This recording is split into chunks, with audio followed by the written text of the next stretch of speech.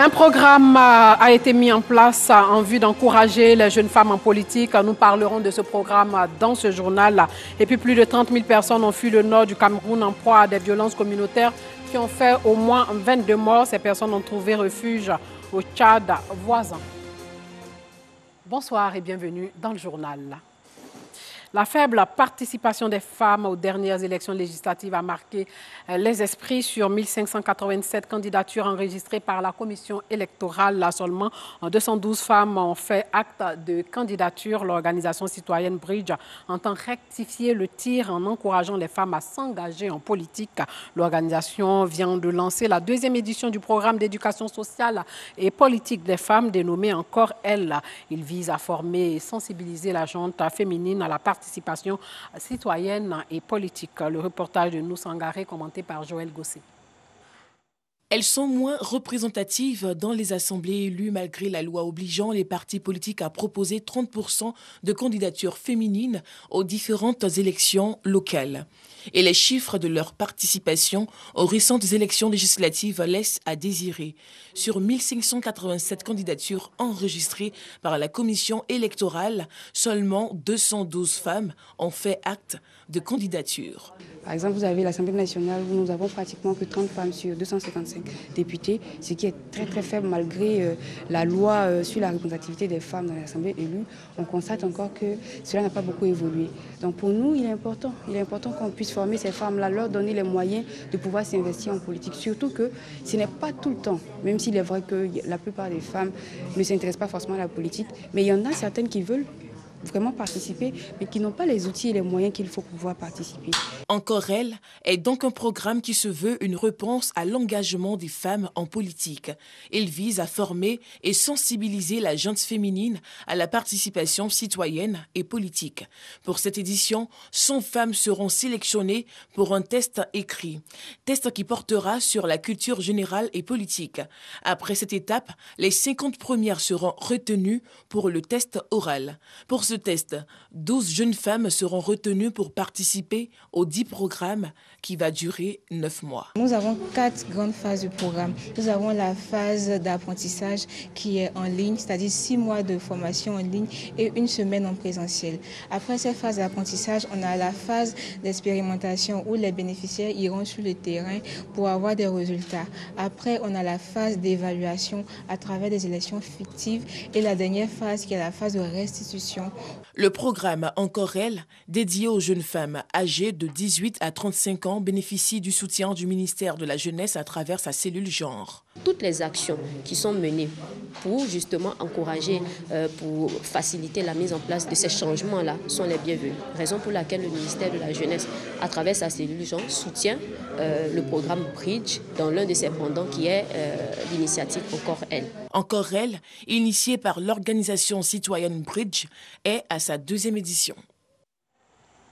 Une formation organisée à l'intention des dirigeants d'entreprise, elle vise à améliorer leurs compétences et aider leurs équipes à l'atteinte de l'excellence. C'est un reportage de Alassane par Gandrabou. Une concentration des grands jours de formation dans cette salle. Ces dirigeants d'entreprise écoutent avec attention le développement d'une grande notion, l'excellence opérationnelle. C'était un séminaire qui était gratuit, donc c'était de pouvoir déjà partager un peu avec les différents acteurs de l'industrie ici en Côte d'Ivoire sur le sujet de l'excellence opérationnelle qui est un instrument pour pouvoir booster tout ce qui est performance financière et permettre aussi aux entreprises d'être beaucoup plus compétitives en fait sur le marché. Cette formation à l'intention des responsables d'entreprise et leurs équipes est une initiative de Genetrix, un cabinet de conseil en management spécialisé en transformation et amélioration de la performance organisationnelle. Une aubaine saluée par les participants. C'était très important pour moi d'assister et de surtout montrer à mon chef de production, qui est un des éléments les plus importants dans mon organisation, l'importance de tout ce que je leur dis tous les jours. Faites attention au gaspillage, faites attention à ce que vous faites, planifions, organisons, ayons une vision, ayons un plan sur le court, le moyen et le long terme. On nous apprend ici que le succès, c'est la gestion efficace du temps, du changement et du temps. Donc c'est quelque chose qui fait partie vraiment intégrante des aspects de l'activité d'un manager. Cette formation gratuite, organisée par Genetrix, avait pour thème central excellence opérationnelle, instruments de croissance, rentabilité et compétitivité. Première édition du Salon de la musique d'Abidjan. Cette première édition s'articule autour du thème musique et développement économique et social. Plus de 20 000 visiteurs étaient attendus à cet événement. Une édition meublée par des conférences, panels, démonstrations de talent, rencontres B2B, ateliers de formation, shows musicaux. Les fonds générés par ce salon vont servir non seulement à faire la promotion de la culture, mais également à venir en aide aux enfants en difficulté. Le Salon de la musique d'Abidjan, SAMA, se veut un cadre d'échange entre les artistes, leurs fans et les maisons de production. Pour les organisateurs, ce salon, le SAMA, vient pour redynamiser le monde artistique et culturel africain. Selon Guy Pacom, commissaire général du SAMA, l'artiste est celui qui vend le mieux son pays à l'extérieur. Aujourd'hui, il est important que la Côte d'Ivoire retrouve sa place de choix dans le Conseil des Nations, notamment dans les industries culturelles et créatives. C'est important de savoir ce que c'est qu'une fiche technique dans les arts du spectacle. C'est important de savoir comment monétiser sur le digital. C'est important de maîtriser tous les systèmes pour rentabiliser au niveau des droits d'auteur. On a la Guinée qui est représentée, on a le Burkina Faso, le Sénégal va nous rejoindre. En toute humilité, il faut reconnaître que ces pays-là, les entrepreneurs culturels là-bas maîtrisent le montage des dossiers, comment gérer une carrière artistique. Mais ici, on aime beaucoup faire du bruit. Et c'est pour éviter de faire du bruit pour rien qu'on a monté ce salon. Et il est gratuit. Venez, venons, allons se faire former. Voilà. Artistes, mélomanes et producteurs ont salué cette initiative qui permettra de mieux connaître le monde artistique africain. Il va falloir ces genres d'ateliers, de salons, de conférences pour remettre en cause ou, si vous voulez, mettre sur la table les questions existentielles de notre métier, de notre filière. Parce que nous sommes dans un monde en perpétuelle mutation. Donc autant les médecins, les avocats, les architectes, les politiciens font des séminaires et ateliers pour se mettre à jour. Je pense que nous, les acteurs de la filière musique, nous devons aussi nous mettre à jour à travers des thématiques à l'ordre du jour. Pendant 2 jours, les 9 et 10 décembre, panels, conférences, débats et prestations artistiques vont meubler ce salon.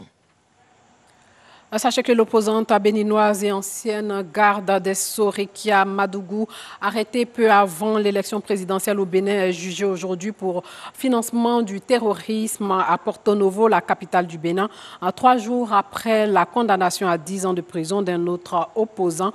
Détenu depuis 9 mois, Madougou, 47 ans, est jugé par la Cour de répression des infractions économiques et du terrorisme, instance accusée par ses détracteurs de servir d'instrument juridique du pouvoir pour museler l'opposition. Elle encourt jusqu'à 20 ans de prison. Au Nigeria, au moins 9 personnes ont été tuées dans une attaque armée contre une mosquée dans le centre-nord du pays. Des hommes armés sur une moto ont ouvert le feu sur des personnes qui s'étaient rassemblées dans une mosquée pour prier dans le village de Bari, dans la région de Majgou, dans l'état du Niger. Des enquêtes ont été ouvertes pour révéler ces circonstances. Des villages réduits en cendres, des scènes de panique. Plus de 30 000 personnes ont fui depuis dimanche le nord du Cameroun en proie à des violences communautaires qui ont fait au moins 22 morts et ont trouvé refuge au Tchad voisin. Il s'agit d'affrontements entre pêcheurs et bergers. Plus de 30 000 Camerounais ont fui depuis dimanche des violences communautaires.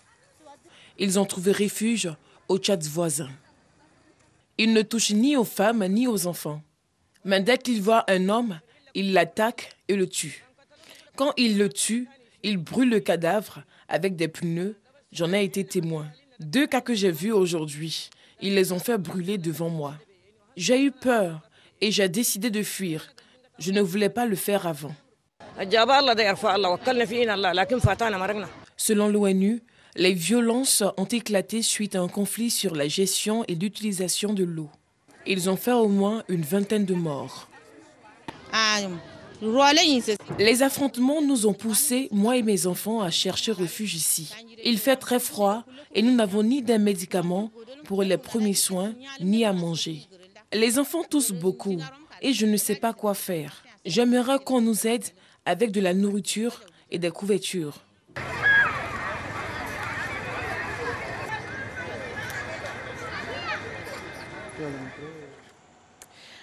En Éthiopie, pendant 4 mois, Lalibela, une ville du nord de l'Éthiopie, a été occupée par les rebelles du Front de libération du Tigré. 4 mois de privation et de violence dont sortent tout juste ses habitants.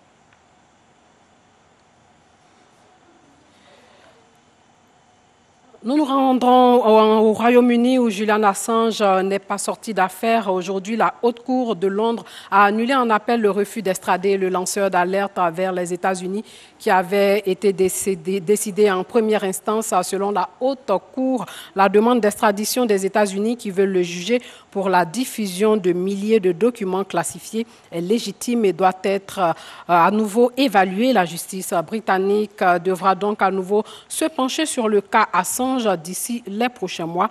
Les États-Unis reprochent à Julian Assange d'avoir diffusé à partir de 2010 plus de 700 000 documents classifiés sur les activités militaires et diplomatiques américaines, en particulier en Irak et en Afghanistan.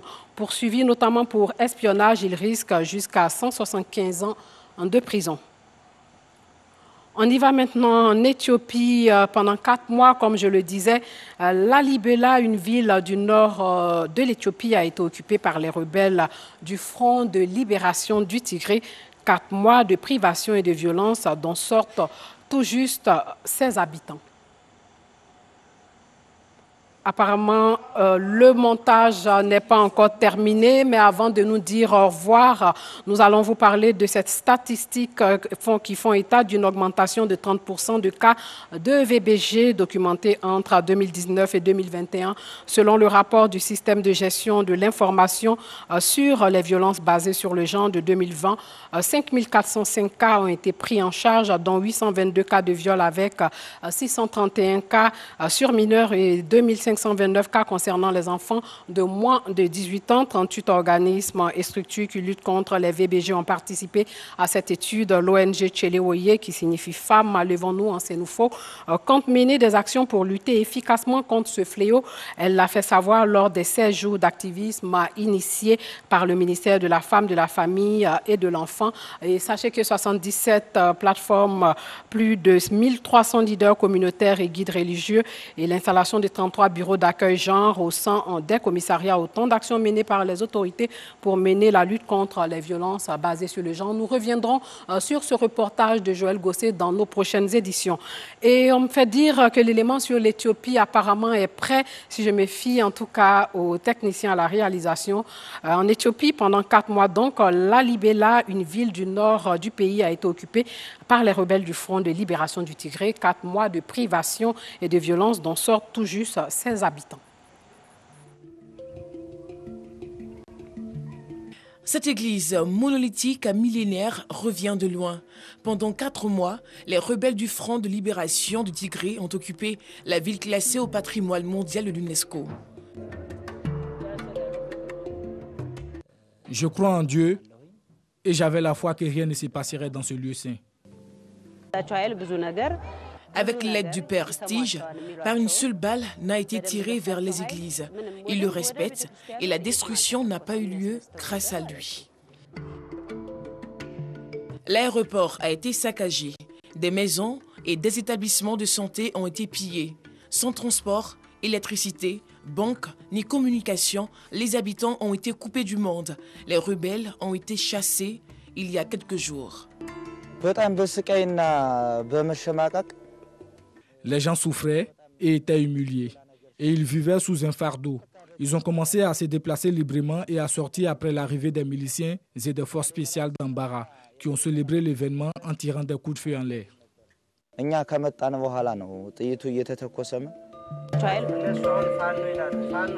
Le conflit oppose depuis plus d'1 an le gouvernement éthiopien et les rebelles de la région du Tigré.